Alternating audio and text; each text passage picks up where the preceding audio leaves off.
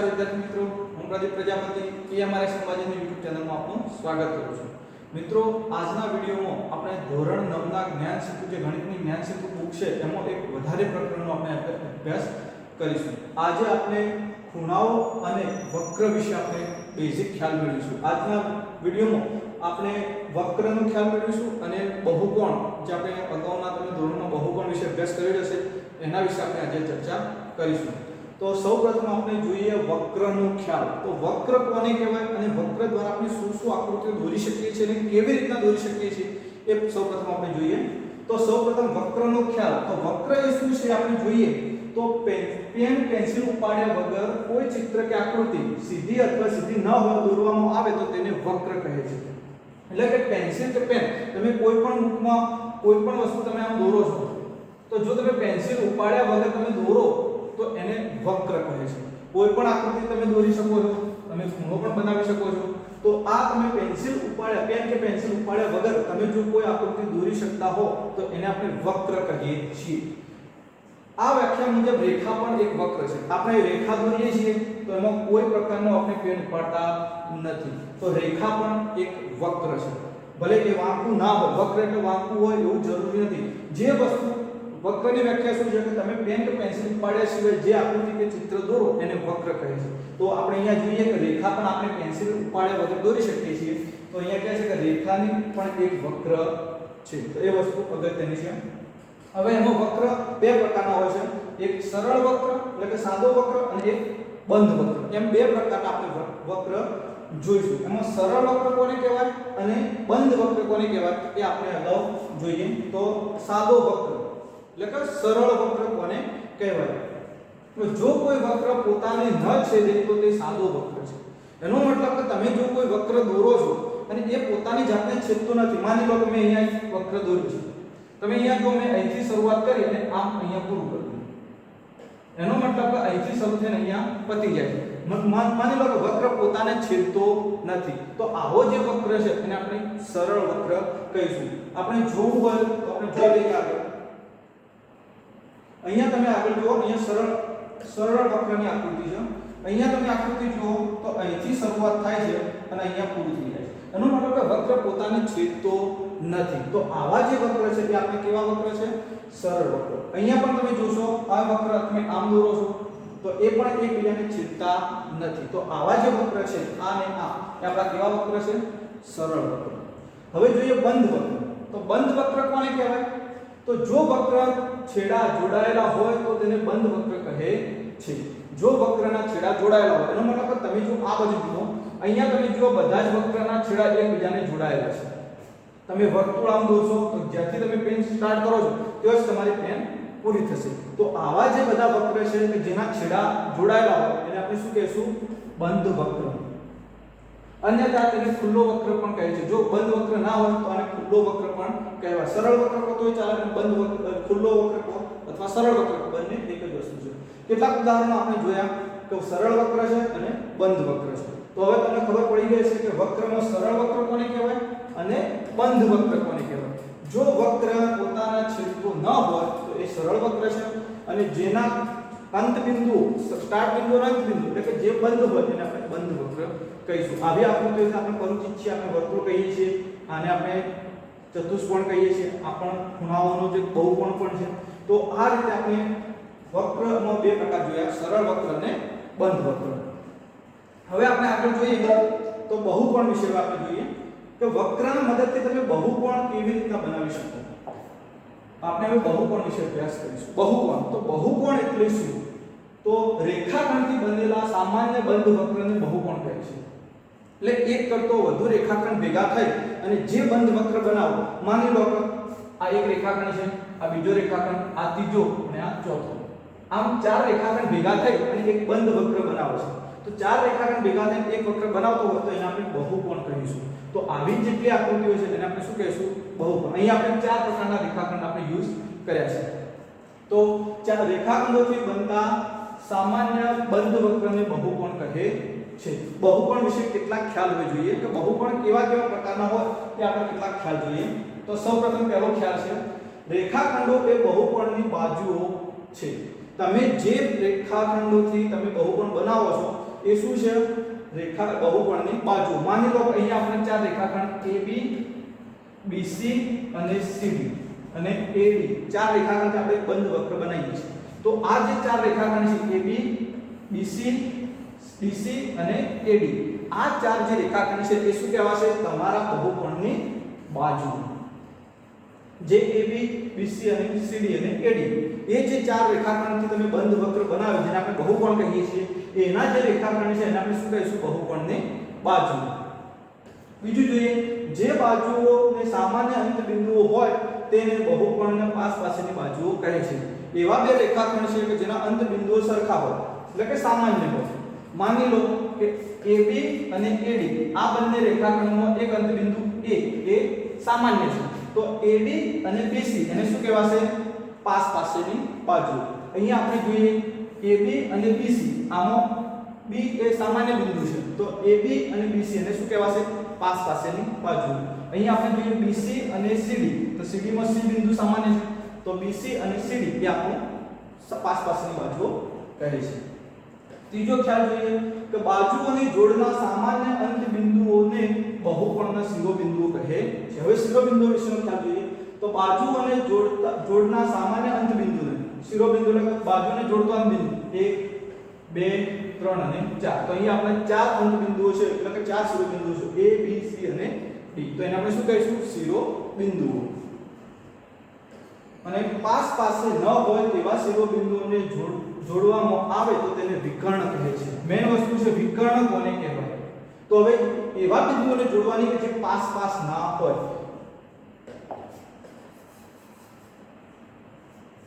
અહીંયા આપણે શું કહે છે? હવે વિકર્ણ વિશે આપણે ખ્યાલ મેળવીશું કે પાસ પાસે ન હોય તેવા શિરોબિંદુને જોડતા વિકર્ણ બને છે. તો અહીંયા આપણે પહેલા એક બહુકોણ દોરી દઈએ. માની લો કે આ બહુકોણ છે A, B, C અને D. બરાબર? આ બહુકોણ છે. હવે આમાં વિકર્ણ શું કહે છે કે પાસ પાસે ન હોય તેવા શિરોબિંદુને જોડવાના. અહીંયા ચાર શિરોબિંદુઓ છે તમારું A, B, C અને D. ચાર શિરોબિંદુઓ છે. હવે પાસ પાસે ના હોય એવા જો શિરોબિંદુને તમે જોડી દો. માની લો કે A અને C બે પાસ પાસે નથી. તો એ બેને જોડી દો તો AC એ આપણા બહુકોણનું શું થશે? વિકર્ણ. શું થશે? વિકર્ણ. અને એ જ રીતે D અને B આ બંને પાસ પાસે નથી. તો એ બેને જોડી દો તો એ પણ શું થશે? વિકર્ણ. એનો મતલબ કે પાસ ના હોય તેવા બિંદુઓને જો તમે જોડી કાઢો તો એ આપણા વિકર્ણ છે. તો આપણા ચતુષ્કોણમાં કેટલા વિકર્ણ છે? બે. AC અને BD.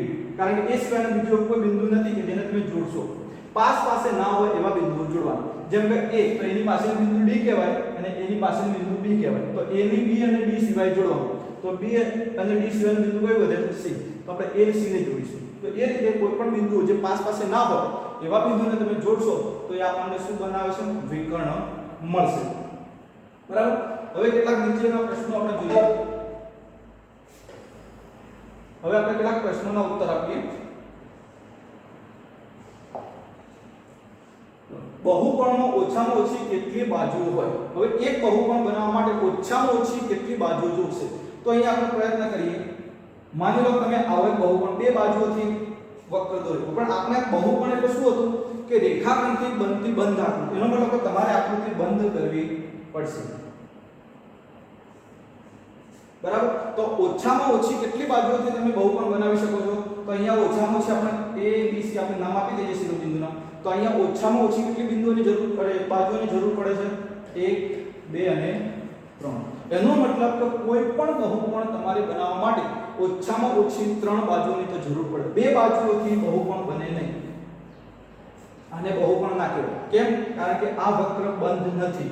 માટે આને આપણે બહુકોણ કહીશું નહીં. તો બે બાજુઓથી કોઈ દિવસ વક્ર આપણે શું કહેવાય? બહુકોણ બનતો નથી. તો બહુકોણ બનવા માટે ઓછામાં ઓછી કેટલી બાજુની જરૂર પડશે? 3 બાજુ. બરાબર? બીજો પ્રશ્ન જોઈએ. ચાર બાજુ ધરાવતા બહુકોણની રચના કરો અને તેની બાજુ અને વિકર્ણોના નામ લખો. શું કહે છે? ચાર બાજુ ધરાવતા બહુકોણની રચના કરો. એટલે કે આપણે ચાર બાજુ ધરાવતો કોઈ બહુકોણ દોરવાનો છે.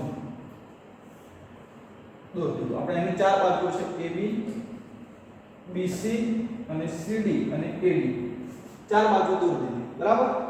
ચાર બાજુ ધરાવતો બહુકોણની રચના કરો. તો આપણો બહુકોણ કયો છે? A, B, C અને D. અને બાજુઓ અને વિકર્ણના નામ લખો. હવે વિકર્ણ તો a ની સામેનું બિંદુ c અને b ની સામેનું બિંદુ d. તો આના બે વિકર્ણ. તો આની બાજુઓ, તો આપણે બાજુઓના નામ લખીએ. બાજુઓ કઈ કઈ થશે? તો AB, પછી BC, પછી CD અને AD. આ આપણી ચાર બાજુ. અને વિકર્ણ આપણે લખીએ.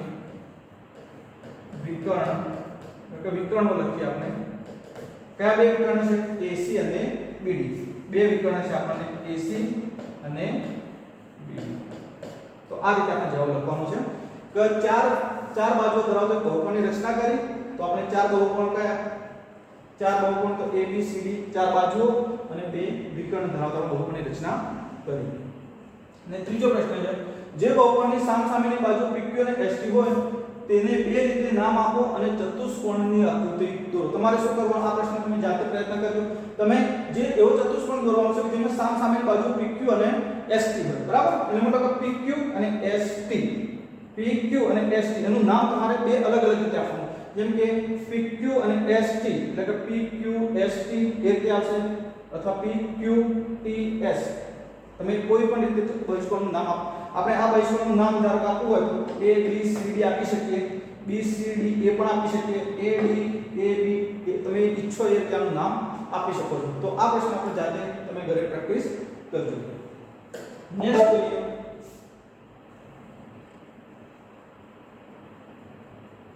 હવે આપણે જોઈએ બહુકોણનું વર્ગીકરણ. હવે આપણે જોઈશું બહુકોણનું વર્ગીકરણ. એટલે કે બહુકોણનું વર્ગીકરણ સામો સામો થાય છે. તો બહુકોણનું બે પ્રકારનું વર્ગીકરણ થાય છે, એક બહિર્મુખ બહુકોણ અને એક અંતર્મુખ. બહુકોણ આપણા બે પ્રકારના છે. આપણે જોયું કે બહુકોણની રચના કેવી રીતના થાય? તો રેખાખંડોથી બનતી બંધ આકૃતિને આપણે બહુકોણ કહીએ છીએ. પણ એમાં બે પ્રકારના બહુકોણ છે, એક બહિર્મુખ અને એક અંતર્મુખ. તો એ બહિર્મુખ કોને કહેવાય અને અંતર્મુખ કોને કહેવાય એ આપણે જોઈશું.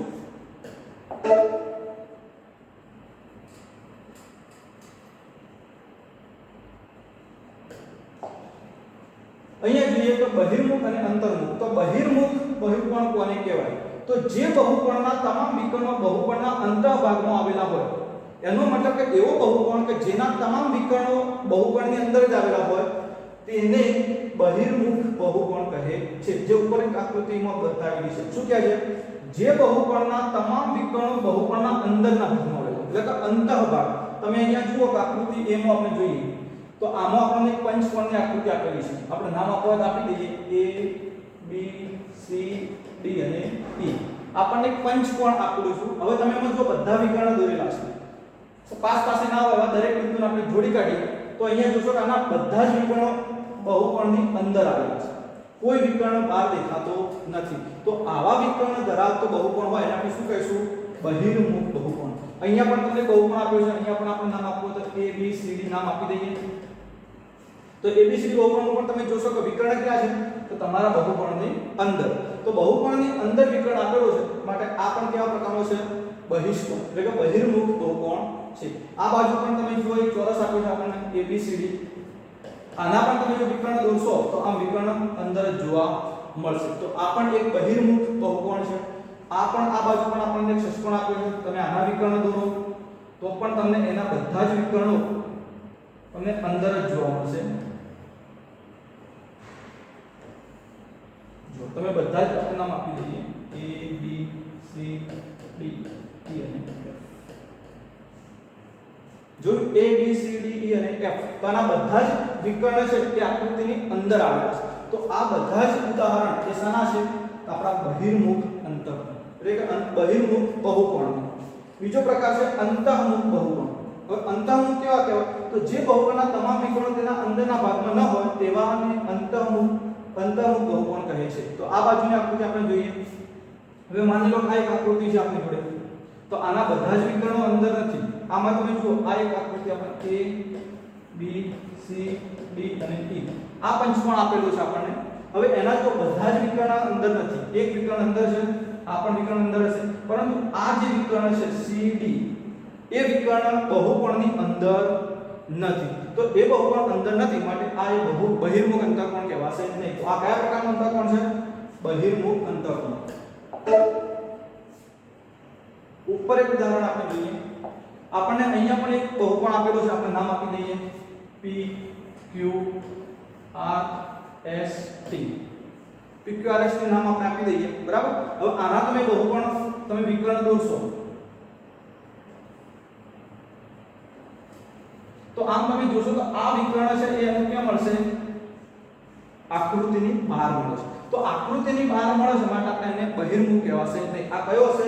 અંતર્મુખ. અંદર એટલે કે બહારની સાઈડ. તમારા વિકર્ણ આકૃતિ તમારા બહુકોણની બહારની બાજુ આવતો હોય તો એને આપણે શું કહેશું? અંતર્મુખ બહિર્મુખ એટલે કે બહુકોણ. તો બહુકોણના બે પ્રકાર છે, બહિર્મુખ અને અંતર્મુખ. જો વિકર્ણ બધા અંદર તો એ તમારો બહિર્મુખ, અને જો વિકર્ણ તમારો બહાર મળતો હોય તો એ અંતર્મુખ. તો બે પ્રકારના બહુકોણ આપણે જોયા. હવે આગળ જોઈએ